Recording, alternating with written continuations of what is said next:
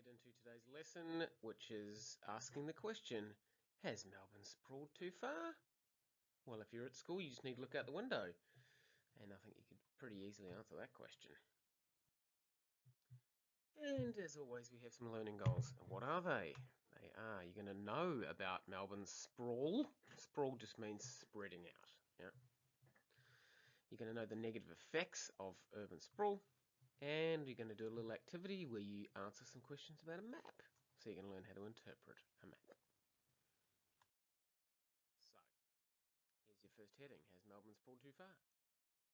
I can't do a question mark with this font, but just assume that there's one there.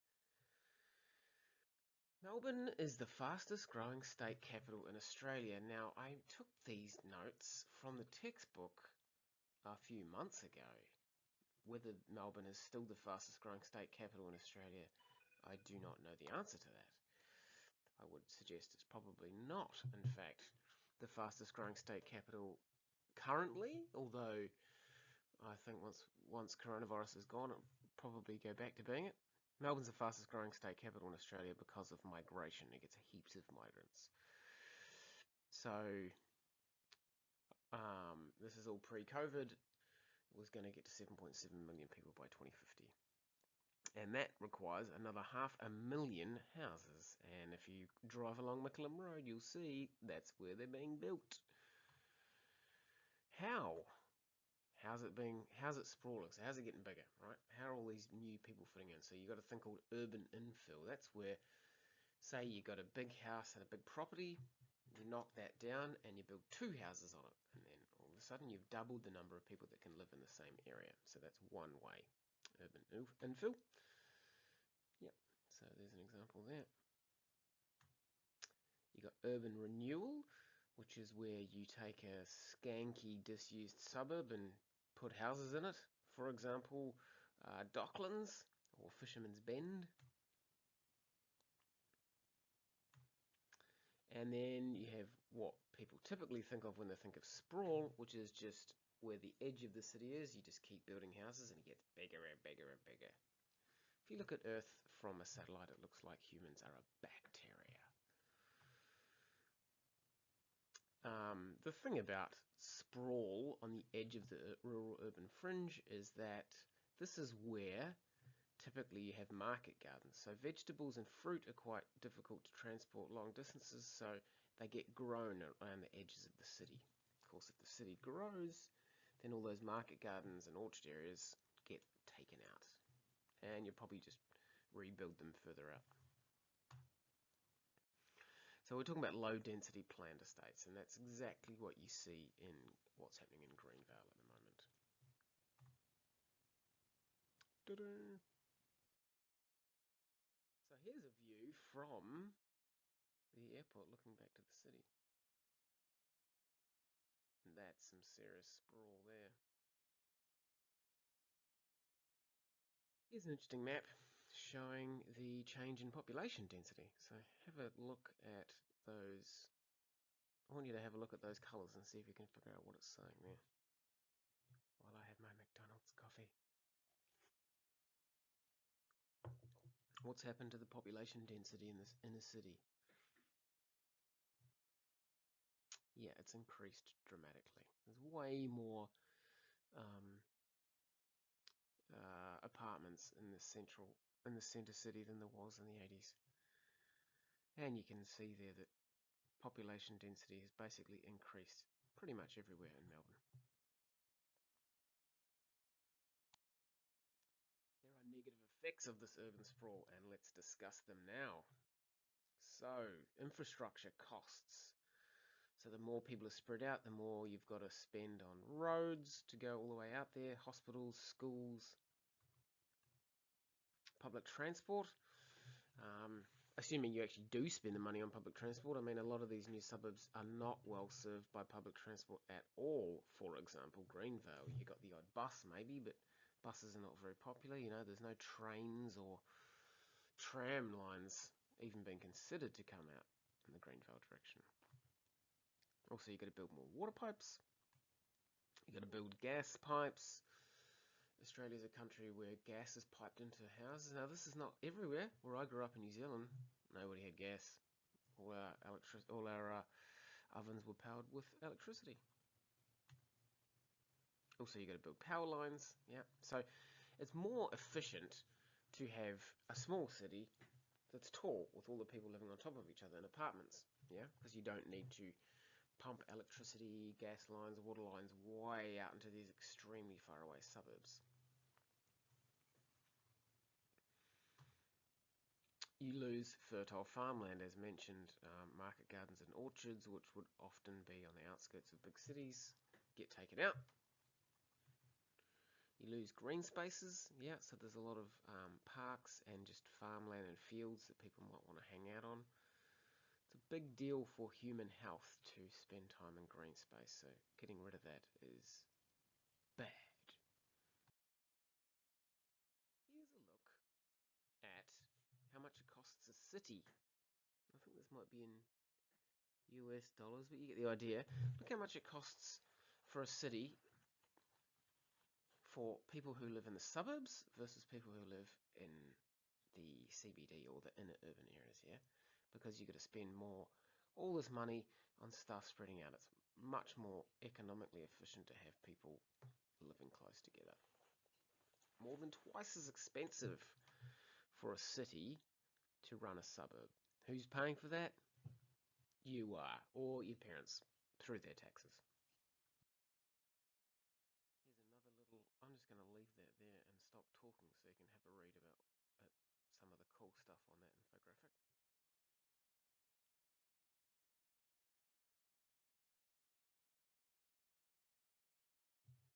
This is for Canada, but the numbers will be similar elsewhere.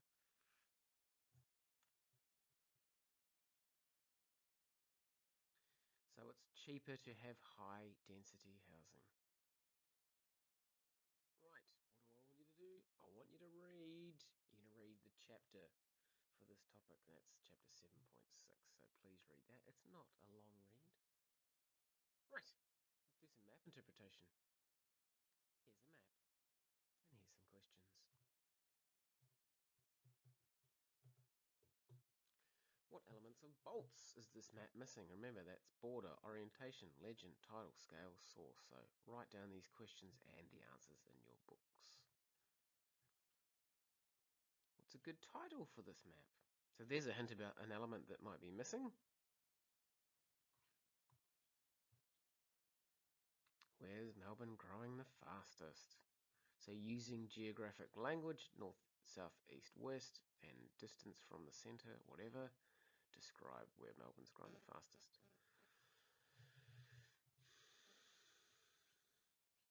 Using the scale of the map, I want you to calculate that distance. There you go, 4 simple questions. A couple of videos for you. This one is all about urban sprawl. Take it away.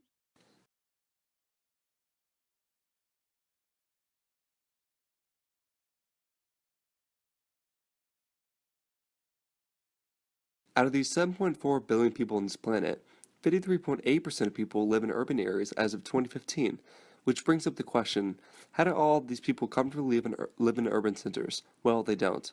Urban sprawl, a commonly overlooked threat to the environment, is the expansive spreading of low-density development away from urban centers and toward agricultural land. This form of rapid urbanization has created a multitude of suburban areas outside of high-density urban areas that pose a great threat to the environment. Because of this construction of mostly suburban areas on the outskirts of big cities, there has been an increase in air pollution and water consumption and a decrease in biodiversity. With too many people moving in and out of these urban centers, humanity's success rate in improving their standards while sustainably using Earth's resources has plummeted. To provide success rate in these areas, community members should create more green spaces, reduce the amount of time they spend driving, and spread the negative effects of overusing Earth's resources through campaigning and living greener lives. Created using Powtoon. Here's a video from the Moonee Valley City Council. That's a city council in the northwest of Melbourne.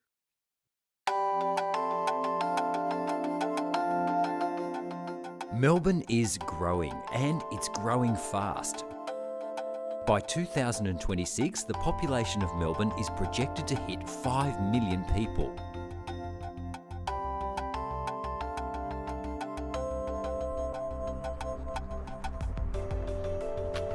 Historically, Melbourne has pushed outwards and created new suburbs to house its growing population.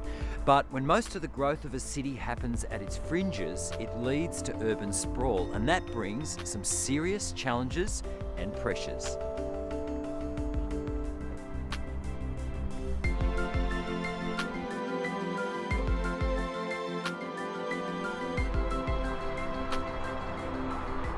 Expanding the limits of the city means destroying important farmland, forest and open green space.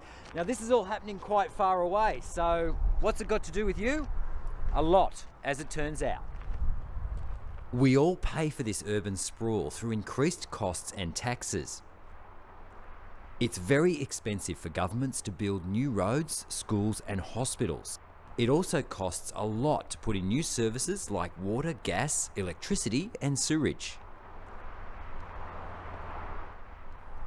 There's little in the way of public transport in these areas, which leaves residents dependent on their cars to get around.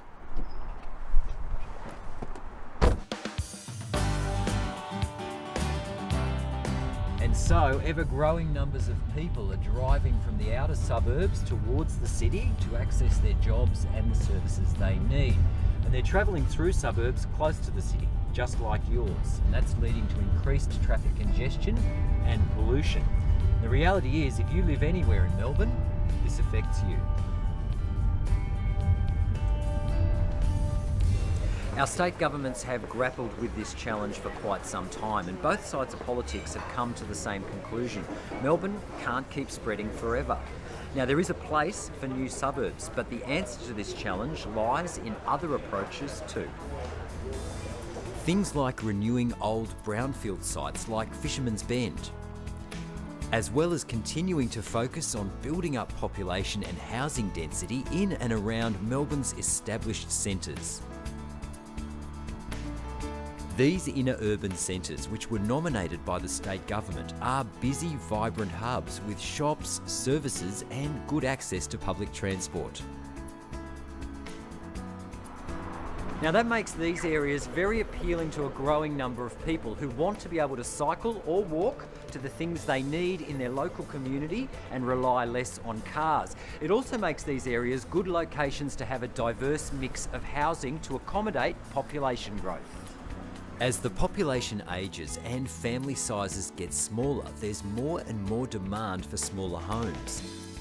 Older retired residents wanting to downsize, couples without children, or smaller families and young people trying to break into the housing market. It's a real concern for me that my children won't be able to be located in such a convenient area close to the city because they won't be able to afford the housing stock that's in Moonee Valley. So I think it's really important that we have a diversity of housing stock, some apartments, some low maintenance and lower cost places that they may be able to rent or one day hopefully buy to start off on the housing ladder because they won't be able to afford the housing stock that's here now. The idea of these centres is to have enough people living in and around an area to make it a viable centre, with successful businesses generating local jobs and attracting more services, better public transport and improved community facilities. At a local level, it's up to councils to make sure that these centres achieve all the objectives set by the state government, as well as ensuring that these centres are places people want to live and feel a sense of community. Melbourne's population will continue to increase, there is no doubt about it, and inner urban areas like Moonee Valley will continue to face the challenge of accommodating some of that growth. The key is to try to manage the growth locally in a planned way, and councils do this by developing long-term strategies like structure plans.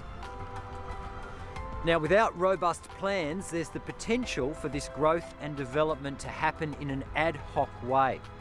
Change is not easy, and this is a challenging process, but it's one that needs to happen if we want our city to be a great place to live, work and visit in the future. Right, so your reflection activity, write this down in your exercise book as well. When you think about the idea of urban sprawl, what colour comes to mind? What symbol? So draw like an icon. And what image? Draw me a sketch of urban sprawl. That's it, people. Thanks so much, and do not ever forget to keep it real.